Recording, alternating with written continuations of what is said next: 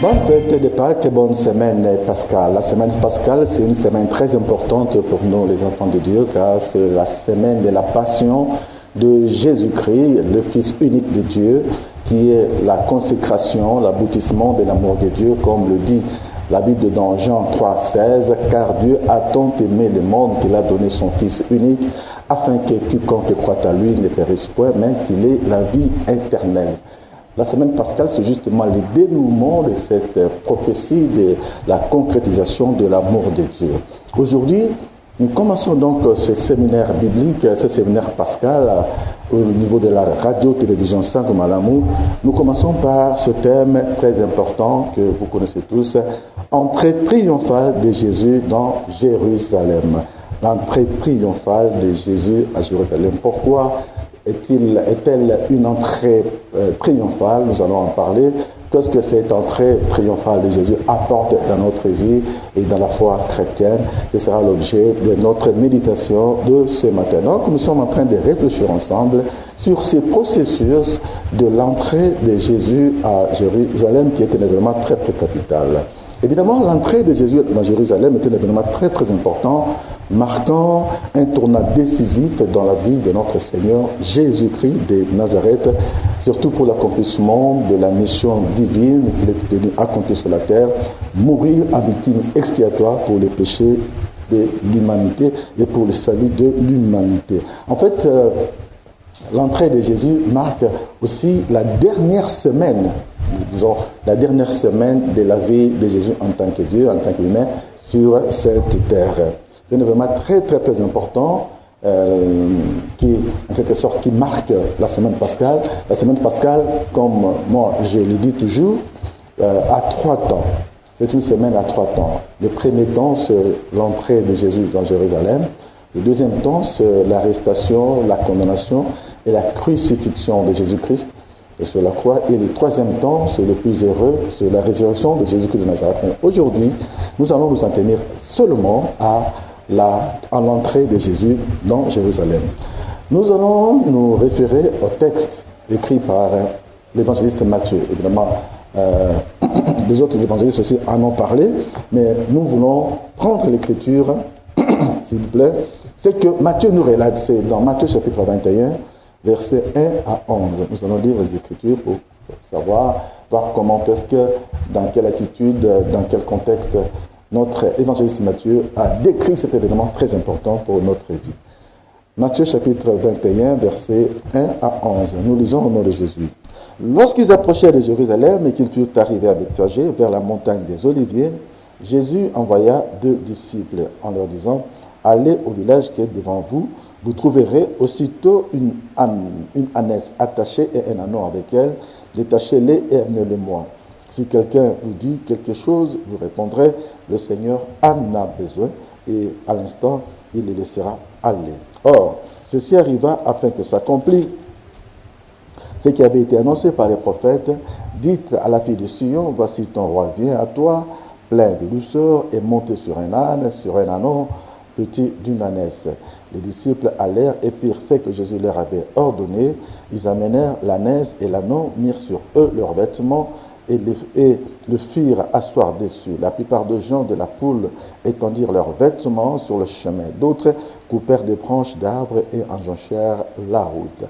Ceux qui précédaient et ceux qui suivaient, Jésus disait, « Hosanna au fils de David, béni soit celui qui vient au nom du Seigneur, Hosanna dans les lieux très hauts. » Et lorsqu'il entra dans Jérusalem, toute la ville fut émue et l'on disait, « Qui est celui-ci » Toute la foule répondait, « C'est Jésus, le prophète de Nazareth en Galilée. » Voilà comment l'apôtre, plutôt l'évangéliste Matthieu, décrit cet événement de façon pittoresque dans Matthieu 21 que nous venons de lire. Bien-aimés dans le Seigneur, par rapport à cet événement, nous allons commencer par dire un mot sur Jérusalem. En fait, Jérusalem, c'est la ville sainte, c'est la capitale du royaume du Sud. Juda, vous savez, à l'époque de la scission, le royaume du Nord qui avait comme capitale Samarie, et le royaume du Sud du Judée, Juda qui avait comme capitale Jérusalem. En fait, c'est dans Jérusalem que le roi David avait installé les palais royaux et Jérusalem est considérée comme la capitale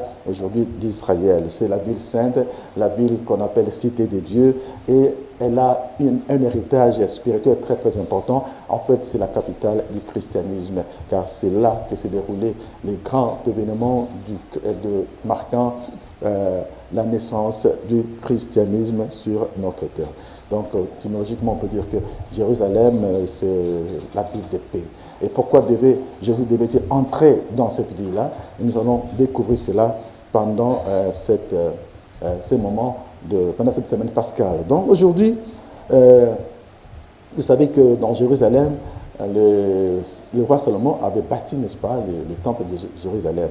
C'est le temple que Salomon, plutôt que David, pensait pouvoir construire, mais Dieu lui avait refusé cet honneur-là, en préférant que ce soit Salomon qui puisse bâtir cette église-là. Généralement, Jérusalem, c'est la ville sainte, le peuple juif avait l'habitude de s'y rendre, n'est-ce pas, pour célébrer les fêtes traditionnelles juives telles que recommandées par le Seigneur. Il y avait, ils y montaient chaque fois, par exemple pour la fête de Pâques-Saint-Lévin, la fête de l'Esther, c'est-à-dire la traversée, la fête de Pentecôte, la fête de la moisson, la fête des tabernacles, et le peuple juif avait chaque fois l'habitude de se rendre à Jérusalem pour célébrer l'Éternel. Souvenez-vous un peu de cette controverse entre la femme samaritaine et Jésus, n'est-ce pas, dans le puits, lorsque la femme disait que vous, les Juifs, vous dites que c'est à Jérusalem qu'il faut adorer l'Éternel, mais nous, c'est sur la montagne. Mais évidemment, Jésus a fait en sorte que cette célébration, l'adoration ne se fasse ni sur la montagne, ni sur Jérusalem, mais dans notre cœur. Les parents de Jésus aussi avaient l'habitude de se rendre régulièrement à Jérusalem. Souvenez-vous de cet épisode de Jésus à l'âge de 12 ans, n'est-ce pas? Au retour de Jérusalem, les parents avaient constaté que Jésus n'était pas là. Ils sont rentrés jusqu'à Jérusalem, n'est-ce pas, au temple, et ils ont vu Jésus-Christ avec les principaux sacrificateurs en train de changer. Donc, mais cette fois-ci, la montée de Jésus dans Jérusalem, dont nous sommes en train de parler, a revêt un caractère beaucoup plus particulier. D'ailleurs, Jésus lui-même le souligne, si nous lisons dans Matthieu, plutôt, si nous lisons cela dans la Bible, écoute comment Jésus parle de cette entrée lui-même. Avant qu'il ne puisse entrer dans Jérusalem, il dit ceci: voici, nous allons à Jérusalem. Donc Jésus lui-même lui donne un cachet particulier. Quand il dit voici, nous montons à Jérusalem. Et le Fils de l'homme sera livré aux principaux sacrificateurs et aux scribes. Ils le condamneront à mort, ils le livreront aux païens pour qu'ils se moquent de lui, le battent des verges et le crucifient. Et le troisième jour, il ressuscitera. Voilà, c'est ça qui rend un peu spécial cette entrée de Jésus-Christ dans Jérusalem. Évidemment, lorsque nous parlons de l'entrée triomphale de Jésus-Christ de Nazareth, moi, en tout cas, le Saint-Esprit m'inspire 4 raisons principales pour lesquelles cette entrée principale de Jésus, cette entrée plutôt de Jésus dans Jérusalem, est qualifiée de triomphale. Premièrement, pourquoi c'est une entrée triomphale?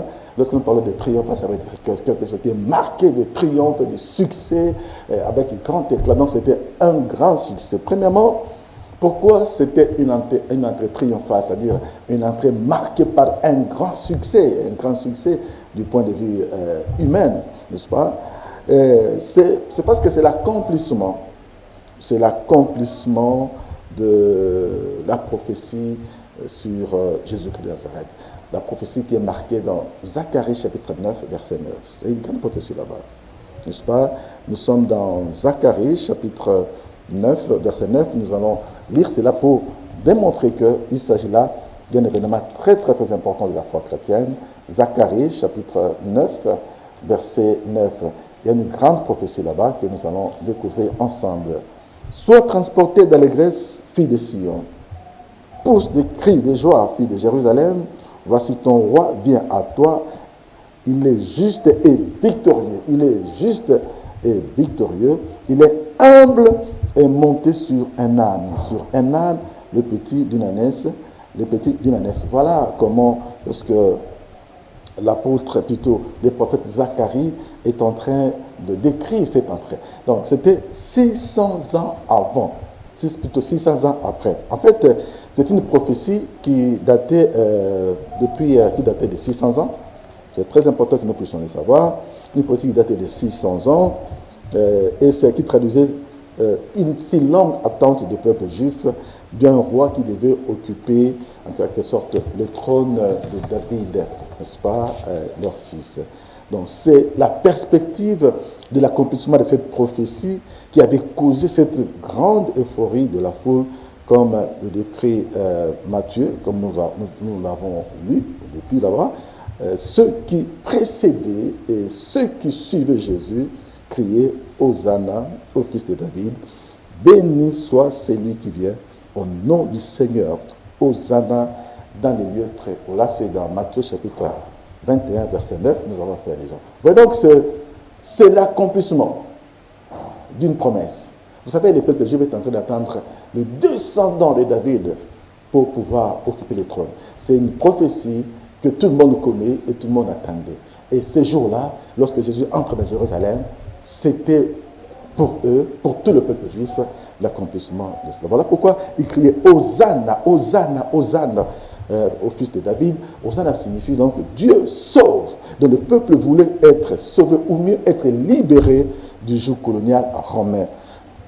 Donc, par l'installation au trône, n'est-ce pas, du descendant pur sang de David, qui était Jésus, selon l'alliance davidique mentionnée dans 2 Samuel, chapitre 7, versets 12 à 16. C'était une alliance. Donc, Dieu avait prévu cela. Et tout le peuple attendait qu'un roi puisse venir de la descendance de David pour pouvoir occuper ce trône-là. Nous allons lire cette prophétie, n'est-ce pas, qui, en quelque sorte, concerne cette alliance davidique. C'est 2 Samuel, chapitre 7, à partir du verset 12. Verset 12 jusqu'au verset 16e. Écoute ce que Dieu dit. Comment Dieu conçoit quand même cette alliance-là. Cette promesse que Israël aurait un roi de la descendance de David pour résoudre les problèmes de son peuple, pour la souveraineté territoriale des peuples juifs. Écoutons ce que la Bible dit. Quand tes jours seront accomplis et que tu seras couché, ça c'est Dieu qui parle à David. Quand tes jours seront accomplis et que tu seras couché avec tes pères, j'élèverai ta postérité après toi, celui qui sera sorti de tes entrailles, et j'affermirai son règne. Et ce sera lui qui bâtira une maison à mon nom, et j'affermirai pour toujours les trônes de son royaume. Je serai pour lui un père, et il sera pour moi un fils. S'il fait le mal, je le châtierai avec la verge des hommes, avec la verge des hommes et avec les coups des enfants des hommes. Mais ma grâce ne se retirera point de lui. Ma grâce ne se retirera point de lui comme je l'ai retiré de Saül, que j'ai rejeté devant toi. Écoute, verset 16. Ta maison et ton règne seront pour toujours assurés. Ton trône sera pour toujours affermi. Alléluia. Vous voyez donc l'accomplissement de ces passages, c'est cette alliance davidique que Dieu a traitée avec David et que le peuple juif attendait. Donc ce jour-là, quand on voit Jésus-là entrer d'arriver fils de David, en tout cas c'était la grande euphorie. Avec l'entrée triomphale de Jésus dans Jérusalem, parce que tout le monde était convaincu que c'était l'inauguration, n'est-ce pas, d'une aube nouvelle. Car jusque-là, si vous regardez dans les règnes, n'est-ce pas, et sur le plan politique, aucun fils de David, n'est-ce pas, n'avait occupé le trône en Juda depuis l'exil. Donc depuis l'exil, depuis que le peuple juif est sorti de l'exil, c'était 597 avant Jésus-Christ. Même après le retour des exilés, aucun roi juif n'a pu régner sur Israël. Donc les Juifs sont littéralement passés sous la domination de Babylone, puis celle de l'Empire médo-perse, et finalement sous la domination des Romains. D'où cette excitation générale et généralisée autour de cette entrée triomphale. Vous voyez donc, il s'agissait là d'un triomphe pour le peuple juif. Voilà le fils de David. Voilà celui qui fait des miracles. Voilà celui que les principaux sacrificateurs voulaient appréhender pour le mettre à mort et qui, cette fois-là, se présente publiquement. Donc, voilà pourquoi ce qui a poussé, voilà pourquoi les peuples s'étaient mis à chanter, jetant des vêtements sur le sol pour que le cheval puisse y marcher, plutôt l'âne puisse marcher dessus. C'était un honneur à Jésus, une reconnaissance de sa souveraineté, de son règne, parce qu'il devait rétablir pour la paix et pour la joie des enfants d'Israël. Malheureusement, 5 jours après, ils vont déchanter, que nous allons en parler par la suite. Voilà la première raison pour laquelle c'était une entrée triomphale pour les peuples juifs, c'est l'accomplissement d'une promesse faite par Dieu. Or, Dieu ne ment jamais, cela est arrivé. Deuxièmement, pourquoi cette entrée de Jésus à Jérusalem est, n'est-ce pas, triomphale? C'était parce que elle était aux yeux des disciples un défi à relever, surtout face aux principaux sacrificateurs qui avaient déjà attenté à la vie du Seigneur à 3 reprises pour le mettre à mort. Je me rappelle la dernière fois quand ils l'ont pris pour le tuer, Jésus s'était dérobé de façon miraculeuse, il voulait les traîner sur le ravin, mais de façon miraculeuse. La Bible dit que Jésus s'était échappé parce que son heure n'était pas encore arrivée. Donc, à 3 reprises, les principaux sacrificateurs, les pharisiens avaient cherché à apprendre Jésus, ils n'ont pas pu le faire. Et les disciples étaient vraiment convaincus que Jésus était le Fils de Dieu.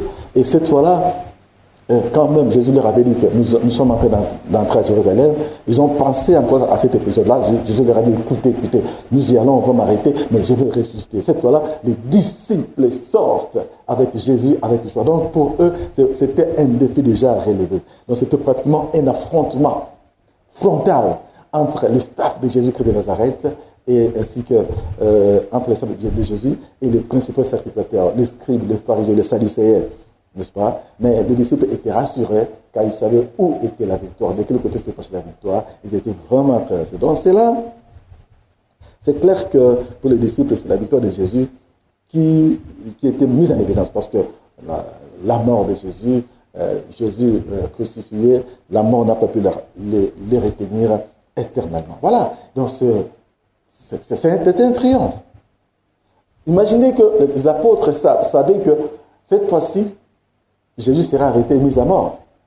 Mais ils étaient quand même très contents. Donc, ils connaissaient déjà l'issue. C'est cette assurance que nous devons avoir, nous les enfants de Dieu, que quand nous avons Jésus dans notre vie, même si la mort peut venir, même si les difficultés peuvent venir dans la vie, mais nous savons déjà l'issue. Nous sommes du côté de celui qui dit un mot et la chose s'accomplit. Nous sommes du côté de celui qui dit un mot et cela va s'accomplir. Et quand il dit oui, personne ne peut dire non. Quand il dit non, personne ne peut dire oui. C'est ce Jésus-là qui a causé cette joie-là. Je crois que pendant que je suis en train de parler, tu as aussi cette joie-là. Quels que soient les temps compliqués que tu es en train de passer dans ta vie, tu sais que Jésus connaît ces moments difficiles. Jésus connaît que tu n'as pas d'argent. Jésus connaît que tu as des problèmes. Jésus connaît que tu viens de connaître l'inondation, tu viens de perdre des gens pendant l'inondation. Mais garde espoir. Ce sont des choses qui arrivent. Voilà pourquoi les disciples étaient tellement contents, même sachant qu'il allait mourir, mais ils savaient qu'à la fin, il ressusciterait. Donc, tous les problèmes qui nous arrivent dans notre vie, sachant que à la longue, à la suite, à la fin, il y a toujours une issue heureuse pour nous. Troisième raison pour laquelle nous qualifions cette entrée de Jésus à Jérusalem de triomphale, c'était l'exaltation par le peuple du grand prophète, du Fils de Dieu et du Fils de David, l'homme des miracles extraordinaires. Bien aimés, comprenez que cette entrée triomphale vient de s'accomplir quelques jours seulement après après la résurrection de Lazare, n'est-ce pas? Cette résurrection de Lazare avait fait en sorte que la renommée de Jésus était devenue de plus en plus énorme dans Jérusalem, à telle enseigne que même les principaux sacrificateurs commençaient à avoir peur de pouvoir arrêter Jésus-Christ de Nazareth. Et voilà, c'était la joie. Donc les gens voulaient voir celui qui avait ressuscité Lazare. Bien aimé, est-ce que tu n'as pas besoin toi aussi de voir ce Jésus-là, n'est-ce pas, qui a ressuscité Lazare? Ça veut dire des choses et que le Seigneur peut accomplir dans notre vie. Même des choses, n'est-ce pas, qui ne marchent pas, des situations qui sont déjà désespérées. Avec Jésus, c'est très important. C'est la preuve de la supériorité de l'unique Dieu des Juifs sur la multiplicité des divinités. Enfin, quatrièmement, Pourquoi cette entrée est qualifiée de triomphale? C'est parce que cette entrée marque la victoire de la vie sur la mort, de la lumière sur les ténèbres, de la sainteté sur le péché, de l'amour sur la haine et de la paix sur la belligérance. Jésus est entré dans Jérusalem pour satisfaire les exigences de la sanctification et de la purification de la race humaine. Il est dépassé par l'effusion de son sang pur pour l'inauguration d'une alliance, d'une nouvelle alliance, pour la rémission générale du péché et pour la rédemption éternelle de son peuple. Bien-aimés, les habits, les pagnes, les vêtements, tout ce qui était jeté au sol, c'est pratiquement l'équivalent du tapis rouge que nous déroulons devant les autorités, qui est un signe de reconnaissance du pouvoir et de l'autorité. Les rameaux, les branches, les feuilles vertes symbolisent la continuité de la vie et de la foi qui ne faillit pas. C'est le symbole de l'immortalité de l'âme et la promesse de la vie éternelle. Oui, bien-aimés dans le Seigneur, le récit de l'entrée triomphale de Jésus à Jérusalem, généralement, est associé à la délivrance de cette âme du joug de son propriétaire, qui devait le laisser au service du Créateur pour recréer la vie annihilée des humains par le péché. Vous comprenez donc que les triomphes de cette entrée, c'est aussi par rapport à la délivrance de ceux qui croient en Jésus, qui sont libérés du joug du péché et des pensées sataniques. L'entrée de Jésus dans Jérusalem a une portée spirituelle très très significative pour notre vie. En effet, on ne peut se targuer d'être enfant de Dieu si l'on n'a pas vécu l'entrée triomphale de Jésus dans notre vie. Apocalypse chapitre 3 verset 20 nous dit ceci, Jésus dit exactement ceci: voici, je me tiens à la porte et je frappe. Si quelqu'un entend ma voix et ouvre la porte, j'entrerai chez lui et je souperai avec lui et lui avec moi. Bien-aimé le Seigneur, est-ce que Jésus est dans ton cœur? Aujourd'hui, fais en sorte que Jésus puisse entrer dans ton cœur. Oui, je sais que quelque part, 5 jours après, les enfants, les Juifs, quand ils ont vu que Jésus était arrêté, crucifié, ils ont dû déchanter parce que pour eux, il fallait qu'il devienne roi. 5 jours après, ils vont le renier. Oui, c'est parce que les gens avaient une expérience tout à fait humaine par rapport à Jésus. Oui, il y a des choses. Jésus-Christ est principalement venu d'abord pour nous libérer des jeux spirituels. Pour ce qui est du matériel, Jésus avait dit que c'est là sur le surplus. Nous devons donc d'abord nous consacrer au royaume, aux intérêts du royaume des cieux. Tout le reste, c'est du surplus. Malheureusement, aujourd'hui, on voit qu'il y a des gens qui vont à l'église pour les surplus, n'est-ce pas? Pour ceux qui donnent un surplus. Dieu ne refuse aucun bienfait à ceux qui l'adorent, n'est-ce pas? C'est malheureux que nous puissions avoir cette tendance d'aller à l'église pour être bénis matériellement. Non, Jésus n'a pas de problème avec le matériel. La Bible dit, Dieu, sa divine présence a déjà pourvu en tout ce dont nous avons besoin pour la vie. Non, c'est pas heureux d'aller à l'église parce que tout simplement, on veut se servir de l'église pour soi. Nous n'allons pas à l'église pour nous, alors que les gens qui vont à l'église, qui utilisent l'église comme un moyen d'accomplir leur but. Et ils seront déçus, comme la plupart des Juifs, qui 5 jours après ont déchanté, ont commencé à se moquer de Jésus. La Bible dit dans 1 Corinthiens chapitre 15, verset 19, « Si c'est seulement sur cette vie que nous comptons, nous sommes les plus malheureux. » Oui, la vie spirituelle est plus importante. Ce que nous cherchons matériellement, Jésus y a déjà pourvu par sa mort sur la croix. Nous devons tout simplement appliquer ces principes afin que nous puissions voir la main de Dieu. Donc, n'allons pas à l'église pour des bénédictions matérielles. Allons à l'église pour adorer l'Éternel, pour apprendre des principes, des valeurs spirituelles qui vont booster nos vies, qui vont exciter en quelque sorte, qui vont en quelque sorte booster ou amplifier nos talents, nos capacités. Dieu est toujours avec nous. Oui, bien aimé dans le Seigneur, je disais que même si le peuple juif devait régner 5 jours plus tard devant le procès face à Pilate, mais son entrée restera à jamais une entrée triomphale, parce que c'est une entrée qui a permis l'accomplissement du plan de salut de Dieu pour l'humanité. Aujourd'hui, nous n'avons plus besoin de lui brandir des rameaux, de jeter nos vêtements, mais nous avons besoin de lui offrir nos vies et lui accorder notre temps sur lequel il doit marcher sur cette âne dans notre foi. Donc aujourd'hui, Jésus doit entrer avec son âne sur notre foi. Ouvrons-lui notre cœur. Ouvrons-lui toutes nos pensées. Il va y entrer, il va déposer des valeurs sûres pour que nous puissions, bien-aimés dans le Seigneur, vivre cette alliance que Dieu avait accomplie, traitée avec son Fils, pour que, en croyant en lui, nous puissions avoir la vie éternelle. Et pour le reste, le Seigneur va s'occuper de notre bénédiction sur le plan matériel. Mais c'est important que nous puissions exalter celui qui est entré dans Jérusalem pour accomplir les desseins de Dieu, de nous bénir, de nous donner la vie éternelle, de nous réconcilier avec ce Jésus-là. Aujourd'hui, c'est une occasion pour nous de nous réconcilier avec Dieu et surtout d'ouvrir nos cœurs pour que Jésus-Christ puisse y faire une entrée triomphale. Que Dieu vous bénisse.